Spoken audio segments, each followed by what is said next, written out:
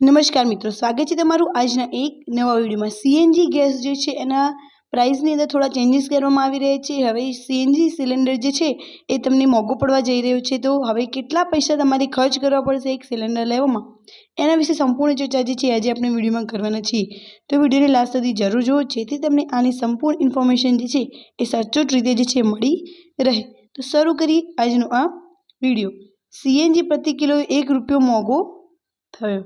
Petrol diesel पर excise duty ₹2 वधी। CNG जे 1 kilo पर ₹1 मोंघो थयो छे, तो एनाथी तमने शुं असर थवानी छे?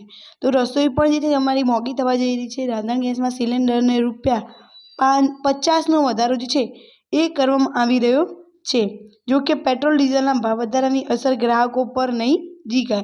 पेट्रोलनो जे वधारो छे एना रिगार्डिंग कोई इन्फॉर्मेशन नथी आवती कि आनी अंदर भाव वधारो थवा जई रह्यो छे, परंतु जे सीएनजी नो भाव है एनी अंदर चेन्जीस थवा जई रह्या छे।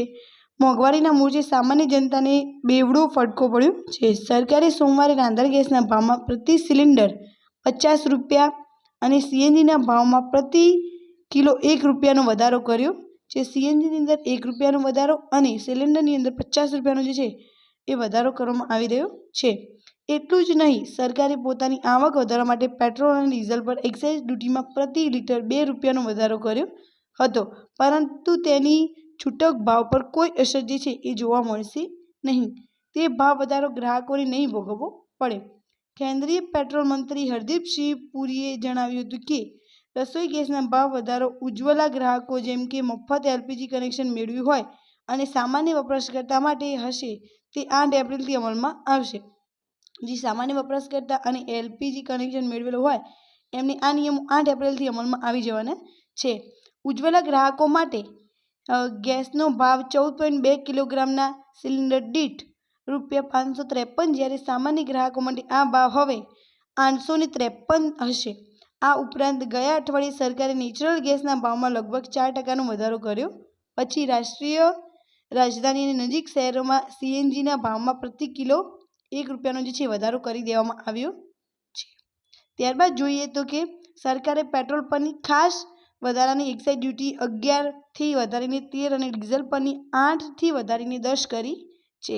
આ સાથે કેન્દ્ર સરકાર દ્વારા પેટ્રોલ પર લાદવામાં આવતા કુલ કરવેરાની રકમ 19.9 થી વધીને 21.9 પ્રતિ લિટર, જ્યારે ડીઝલ પર કુલ કર પ્રતિ લિટર 15.80 થી વધીને 17.80 જે છે થઈ છે।